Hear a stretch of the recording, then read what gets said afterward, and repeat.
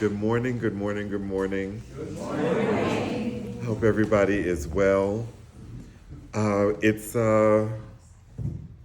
are a lot of just kind of interesting things going on, period, in life for me right now. And I was sharing with Rob and Deanne before service started this morning that I literally could not write anything last night. Like by the time I drove out, stopped at lunch, got my seafood dinner, went back to the house, ate my dinner, all I could do was watch a few episodes of The Great British Bake Off. Like that's all the strength I had was, and it's kind of like I know I have to write this talk, I have to do this talk. It's like tomorrow morning, this and everything. But it's just kind of like there's nothing. Like I've got nothing, and I've got nothing, and that God has never not delivered on providing a word. So that happened this morning, and maybe part of that experience, I hope, is a little bit about this talk about unity and what that means beyond the assumptions we often carry into what we see as the experience of unity. Because unity seems like this apparent concept, like we say unity, and it's kind of like everybody's supposed to, we understand what unity is. But I think that there might be a little bit more to it than the way we casually interact with the idea and the principle of unity. I want to try and distinguish three things today. The practice of unity, that there is a practice, that we are talking about spiritual principle, not just understanding. The experience of unity, that there is a personal inner experience of unity that is even distinct from the practice of it. And then there's an opportunity of unity. And maybe the opportunity deeper and beyond our personal practice or experience of unity. There's something more after that. So 3 questions for us to consider this morning. What are you connected to? Like inextricably connected to. What are you networked with? What are you connected to? The second question, how do you know you're connected? How do you know? How do you know you are connected to something, a group of people, whatever it might be? And then finally, what's possible when you're unified? When you are unified, what's possible? Is there something I need to be doing? Okay. It's God calling. Is it God? Well, somebody pick up the phone. We hear you. So in this broader talk of the myth of unity, the first myth I'd like for us to explore is this idea that I create unity. Because that is true, and the myth of it is that we don't operate like that. More times than not, we operate like unity is something that happens to us, as opposed to something that we actually cause, create, and generate and bring into the world. So the gospel, according to Merriam-Webster, says this about unity, and there are a couple of definitions. The quality or state of not being multiple. The quality or state of not being multiple, or oneness. A condition of harmony or accord. Continuity without deviation or change. The quality or state of being made one. The quality or state of being made one. Not the quality of being one, the quality or state of being made one. That there's something that happens. And then a totality of related parts. An entity that is a complex or systematic whole. And I really appreciated your prayer this morning, Kim, and particularly that last line about not being human. Like, I can do all these things, but the thing I cannot do in absence of others is know myself as human. So when you think about, these questions I've asked you and this whole idea of whether or not you are creating unity, how's that going for you? Like, how's that going? Because we'd have to then kind of ask ourselves, and I'm going to ask you to kind of focus in on two of these definitions: a condition of harmony and the state or quality of being made one. So are you yourself a condition of harmony? Are you yourself the quality or state of being made one? I'm usually not. More times than not, I'm kind of all over the place. And when it comes to unity, we think about it as something that happens to us, that if we're good children, if we're good little people, then we'll find ourselves, we'll kind of happen upon harmonious conditions. Or they will, even better, find us. Or we'll be able to just walk into states of knowing ourselves as one. Like, it'll just kind of, while you're in Cinderella, trying to figure out what bread to have, you just have this experience of being one. But unity is something we create. Unity is something we create. We are the author of unity. And we are also the author of when unity is not present. We participate in that process. Unity then is a practice. It's not something that just happens. It is something that we co-create with God. And likewise, in the absence of the knowledge of that, we also create discord. We create that which is not unity. And so it's not just being aware that unity is this possibility or it's this state to aspire to, but it's actually being responsible and accountable that unity is an endeavor. It's a condition that we bring into being with our thoughts and actions.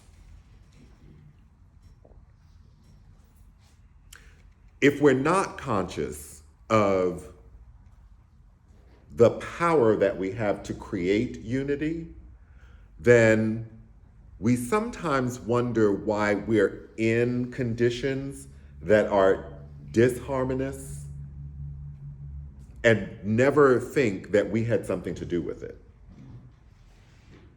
And if we didn't have anything to do with it, then there's nothing for us to fix or attend to.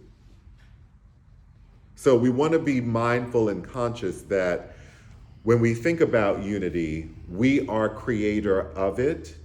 And if it's not present around us, the first place that we need to look is here. What are we creating or not? The second myth is that I am unity. There's a space where we can move from consciousness to righteousness real fast. And part of that is this idea that, we're spiritual people, we want good things for ourselves and for others. We want the world to experience peace and all of that. And we kind of don't have anything to do with it. Like, we're not the creator of that. We are not the co-creator of that. And so if we don't have the experience that we are unity, then stuff that happens is kind of like beyond our control and also beyond our responsibility. So the Bhagavad Gita says this: in the unitive experience, every trace of separateness disappears. In the unitive experience, every trace of separateness disappears. Life is a seamless whole. But the body cannot remain in this state for long. After a while, awareness of mind and body returns, and then the conventional world of multiplicity rushes in again with such vigor and vividness that the memory of unity, though stamped with reality, seems as distant as a dream. The unitive state has to be entered over and over until a person is established in it. But once established, even in the midst of ordinary life, one sees the one underlying the many, the eternal beneath the ephemeral. So we've got to practice. We've got to practice the experience of unity. Because it may be that we're often able to see when things are not harmonious or where there's not unity because we have experienced it before. There is a memory of unity, but not always the capacity to hold ourselves in the state of unity. And in order for us to do that, we have to enter into unity over and over and over and over and over again until it is clear that that thing that seemed like a memory is actually so. That I'm operating in the current state of unity. And here's the thing that you could ask yourself is, particularly in your relationship with God, the divine, however you identify higher power, when have you experienced unity? Really think on it. When have you experienced unity? What were the circumstances before the experience of unity? Like, what was life like before you had that experience of being inextricably connected to God? What was life like in that moment, in those moments? And then what happened? What happened that all of a sudden you became directly connected to God and everything, and you knew that to be so? What happened? What was the intention that summoned unity into existence? It may have not even been said something that you spoke, but there was an intention to be connected beyond what you were currently experiencing. And what was it like? What did it feel like? What did it smell like? What did it look like? And that moment was that moment. Because sometimes the pursuit of unity is pursuing the past, wanting the past to come back, as opposed to being unified now. That first experience is almost kind of like the candle in the middle of darkness. It's what guides you and reminds you that there is something to move toward, but it doesn't have to be that again. And it may not be, because you're not the same person now that you were then. So the I am of unity is a right now experience. And it's an experience that you have to seek out now with the conditions that you find yourself in today. So many of us talk about the divisiveness we see in society, how polarized everything is. But one of the things that we can assert as spiritual people is that the unity that we seek today is not something new. It is to be created anew today. But we're not talking about something that we have no experience with. We have a memory of unity, and we're trying to figure out how do we bring that into existence today. Not the memory, but the state of unity today. And what is that going to take? It's almost like that definition of insanity, that doing the same thing over and over again, expecting a different result, is insanity. And so if we're trying to cause unity today, we are going to have to do some different things today to bring unity into existence today. Last myth is that I offer unity. I offer unity. So consider if you have a inconsistent practice of unity, let's say. Like you have an inconsistent practice of unity, it's not something that's foremost on your mind. And then you have fleeting moments of your experience of unity, like you kind of remember it sometimes, but it takes a lot to kind of bring it back. Then unity is not something that we can offer, because it almost seems like we don't have any relationship to it. And the opportunity of unity may seem obvious, but I want to focus in on one of those last definitions of unity from Merriam-Webster, which is a totality of related parts. A totality of related parts, an entity that is complex or systematic whole. And there certainly are benefits to unity which we imagine, or we imagine in a state of unity what could be possible. People will love each other. People will respect one another. People will care for one another.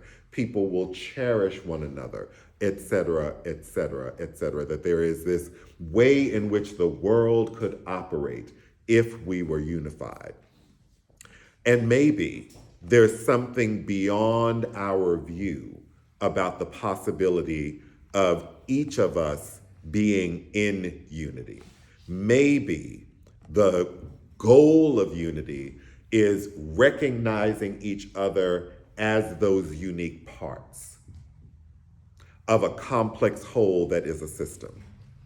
Because if we're only looking for unity to work for us, that maybe not be unity.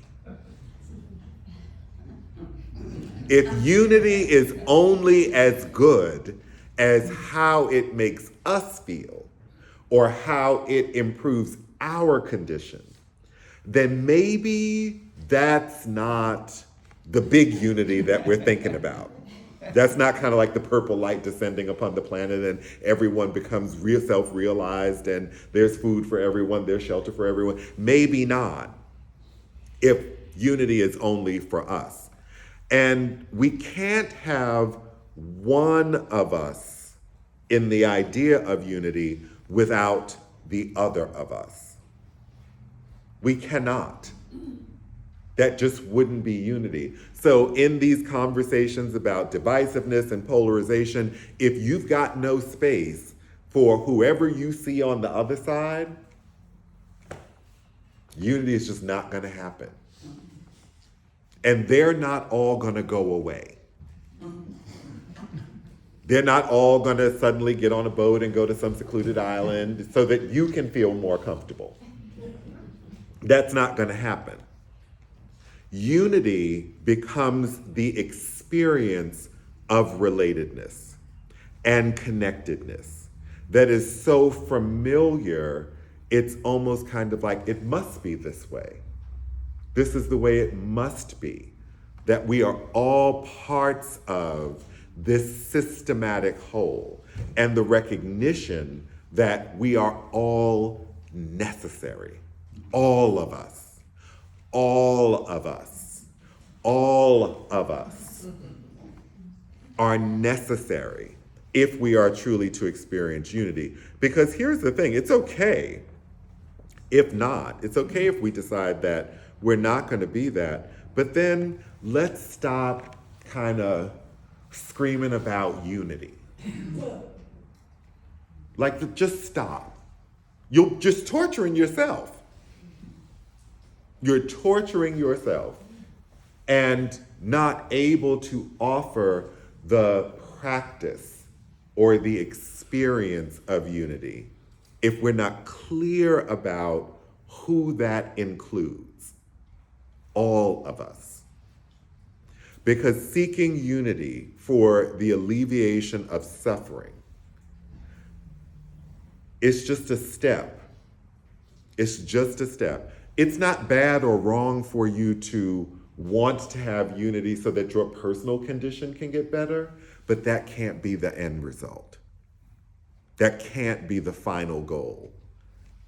There's got to be a commitment to more. And you will find that commitment in your memory of unity, in your experience of unity. And then the question becomes, why wouldn't you want that for everyone? Why would you deny that to anyone? That becomes the work of spiritual people committed to unity. God bless you.